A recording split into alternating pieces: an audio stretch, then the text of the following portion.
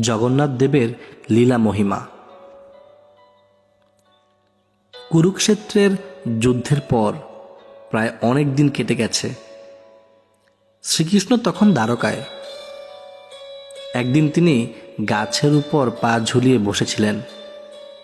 তার রাঙা চরণকে পাখি ভেবে ভুল করে বান মেরে বসল এক শবর। নাম ছিল তার জরা। বানের আঘাতেই অবশেষে বৈকুণ্ঠ লোকের উদ্দেশ্যে যাত্রা করলেন কৃষ্ণ। অপঘাতে শ্রীকৃষ্ণের মৃত্যুর খবর পেয়ে অর্জুন ছুটে এলেন দ্বারকায়।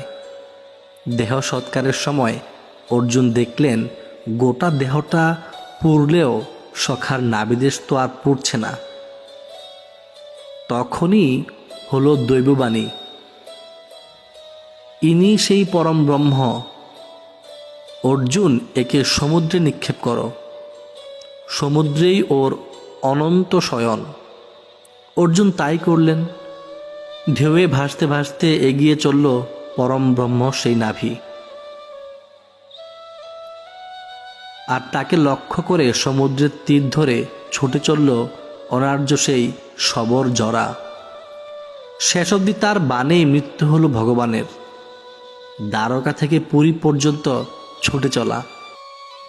অবশেষে এখানেই ভগবানকে স্বপ্ন দেখল সে, কাল ভোরে আমাকে তুলে নে, এখন থেকে তোর বংশধর শবরদের হাতেই পুজো নেব আমি।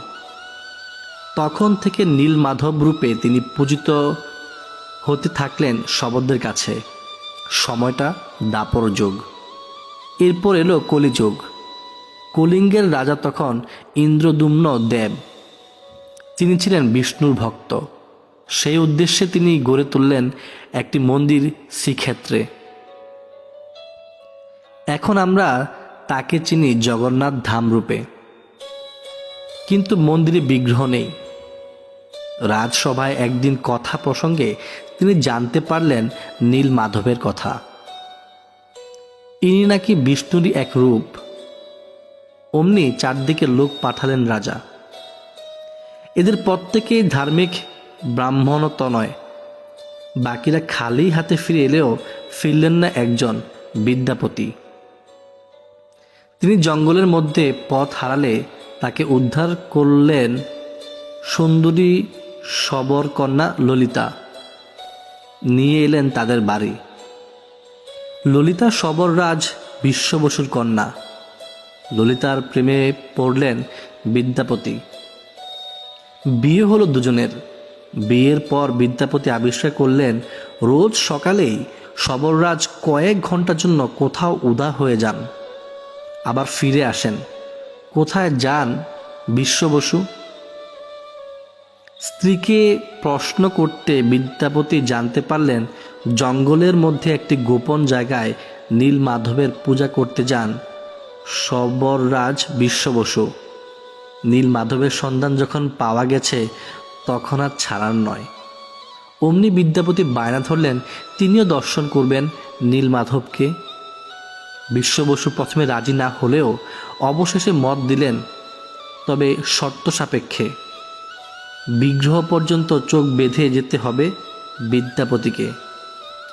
জামাতা হলেও বিদ্যাপতিকে কোনোভাবে নীল মাধবের সন্ধান দিতে রাজি ছিলেন না বিশ্ব বসু। বিদ্যাপতিও ছাড়ার পাত্র নন। চোখ বাঁধা অবস্থায় যাওয়ার সময় তিনি গোটা পথটায় সর্ষের দানা ছড়াতে ছড়াতে গেলেন। যথাস্থানে পৌঁছে যখন তিনি দর্শন পেলেন নীল মাধবের, তখন তার প্রাণ আনন্দে ভরে উঠল। বনের মধ্যে পুজোর ফুল কুড়িয়ে এনে বিশ্ব বসু যখন পূজায় বসলেন, অমনি দৈববাণী হলো, এতদিন আমি দিন দুঃখীর পুজো নিয়েছি, এবার আমি মহা উপাচারে রাজা ইন্দ্রদুম্নের পুজো নিতে চাই। ভীষণ রেগে গেলেন শবররাজ। ইষ্ট দেবতাকে হারাবার দুঃখে বন্দী করলেন বিদ্যাপতিকে। কিন্তু কন্যা ললিতার বারবার কাকতি মিনতিতে বাধ্য হলেন জামাতাকে মুক্ত করতে। বিদ্যাপতিও সঙ্গে সঙ্গে এই খবর পৌঁছে দিলেন রাজার কাছে। ইন্দ্রদুম্ন মহানন্দে জঙ্গলের মধ্যে সেই গুহার উদ্দেশ্যে রওনা হলেন ঠাকুরকে সাড়ম্বরে রাজপ্রাসাদে আনতে। কিন্তু একই নীলমাধব কোথায়? কোথায় আমার নীলমাধব? আটক হলেন শবররাজ। তখন দৈববাণী হলো যে সমুদ্রের জলে ভেসে আসবে দারু মানে কাঠ রূপে, সেই থেকেই বানাতে হবে বিগ্রহ। হাজার হাজার হাতি ঘোড়া সেপাই শাস্ত্রী লোক লস্কর নিয়েও সমুদ্র থেকে তোলা গেল না সেই দারু। অবশেষে দারুর একদিক ধরলেন শবররাজ আর একদিক ব্রাহ্মণপুত্র ও বিদ্যাপতি। জগন্নাথের কাছে ব্রাহ্মণ শবর কোনো ভেদাভেদ নেই যে। মহারাজ তার কারিগরদের লাগালেন মূর্তি করতে, কিন্তু সেই কাঠ এমনই পাথরের মতো শক্ত যে ছেনি হাতুড়ি সবই ভেঙে যাচ্ছে। তাহলে উপায়? মূর্তি গড়বে কে? মহারাজের আকুলতা দেখে ও জগন্নাথের আদেশে বৃদ্ধের বেশে এবার হাজির হলেন স্বয়ং বিশ্বকর্মা।